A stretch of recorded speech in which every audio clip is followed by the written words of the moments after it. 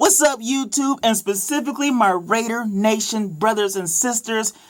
Oh my God, Sunday was a good day. I was so excited and I was so proud of my Raiders. I had to watch the game a couple of times. And I want to give credit to Derek Carr, had a great bounce back game, and I want to give tremendous credit to Charles Woodson for playing after dislocating his shoulder in week 1, not missing a week, coming out, showing courage, showing leadership, and be out there with his teammates. Well done. Well done.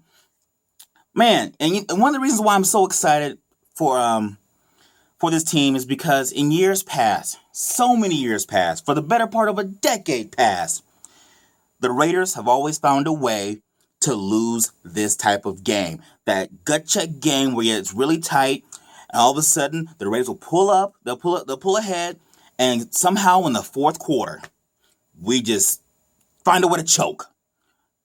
That almost happened today, on Sunday, but the Raiders were resilient, and they proved just for one game that maybe these aren't the same old Raiders that find ways to lose. Woo! Especially after Derek Carr threw that pick in the fourth quarter. Wow. Kudos for that man coming back. Now, I want to talk about the offense and what they really improved on versus week 1 versus week 2. And I got to start with the offensive line. Somehow, some way, the offensive line didn't show up in week 1. This week, week 2 against the Ravens, it may be a function of Terrell Suggs not being there, but they seem very competent in pass blocking and to some degree run blocking against a very good defense even without Terrell Suggs. Derek Carr did face some pressure, but he was only sacked once. He wasn't completely harassed like he was in week 1 against the Cincinnati Bengals. And he had time to go through his progressions and found receivers. And I want to talk about the presence of Crabtree because last year I was thinking, man, what's wrong with Crabtree? And then one of my friends who's a 49er fan said, it's probably Colin Kaepernick not being able to get him the ball and not be a fully developed quarterback. And I was thinking, is that true? Is that? And after looking at this game, and it's only one game again, ladies and gentlemen, it's only one game, Crabtree is going to be huge for Derek Carr because he is that guy who will make catches that are contested, make those tight catches. And we didn't have that last year. I remember specifically on the game-winning drive, Crabtree had a great catch across the sideline, along the sidelines, where last year our receivers don't make that play. And it's going to be huge for Amari Cooper because, one, he's showing him the ropes, how to run routes, how to get open, and you're not going to be able to double both these guys. So Amari Ferrari is what I call him. He's going to be the big play guy. Crabtree is going to be your dependable number 1 guy, the guy you go to when it's crunch time. So he makes everybody better on that team. So a huge pickup. Shout out to Reggie McKenzie, who's been getting flamed among the Raider Nation. But he got a good one in Crabtree so far. So kudos to him. And Seth Roberts. Whew. Way to bounce back, baby. Way to bounce back. You had 2 terrible drops in week 1. But you got there. You got 1 catch. And it was the most important catch. Game-winning touchdown. So kudos to the offense finding a way to bounce back after a horrendous showing in the home opener. And being able to show to get punched in the mouth by the Baltimore Ravens defense. And showing the resiliency and after that pick and going on a late game drive. So kudos to the whole entire offense. I was happy. It's showing signs of life here. Now, the defense.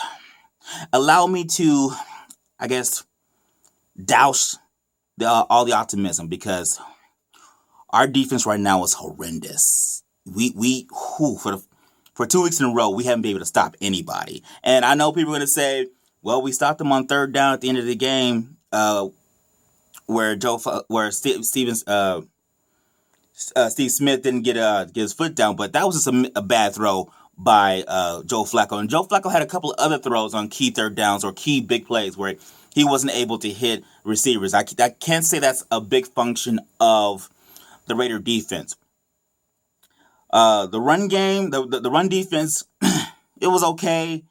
I did notice, however, at the second half of the game, Alden Smith is finding his legs and he's getting consistent pressure. They didn't get to Joe Flacco, but they bothered him enough a little bit. Khalil Mack, I know he had a growing issue, but he was still able to get some pressure. Somehow, some way, we got to manufacture ways to get sacks because other quarterbacks aren't going to be. I'm gonna miss those kind of throws that Joe Flacco did, and probably Joe Flacco doesn't miss those throws on any other day, but he happened to miss it that day. So those things we got to work on. The DBs, well, we all know in the Raider Nation, actually the national media, everybody knows the DBs are a work in progress. You know, I think losing Nate Allen was huge. Woodson's hobbled. DJ Hayden, young, hadn't had that much experience. TJ Carey was solid. But Nico Thorpe, I want to give him credit because he had a rough day, but he actually showed the mentality, the modus operandi that you have to be a cornerback in this league, where he got burned on several plays, but he was able to make other plays come back in the Raiders defense, and he got the game-clinching interception at the end of the game. So kudos to him, but we got to tighten some things up because we cannot go throughout this year where teams are averaging 300 yards passing. Dude, that's just not going to happen. But overall, great performance by my team. Great performance. Way to take a big step forward into dispelling that notion that we find ways to lose. Way to go. Now, another huge step is going against the Cleveland Browns. They have a great defense. The offense has its work cut out for them. We got to find a way to put back-to-back games together and put a winning streak on. So, tell me what you think, Raider Nation. Do you think we finally turned the corner, or do we need to wait 3 or 4 weeks? I would say, if you're going to be prudent, 3 or 4 weeks, but what the hell? Let's be optimistic for at least 1 week, okay?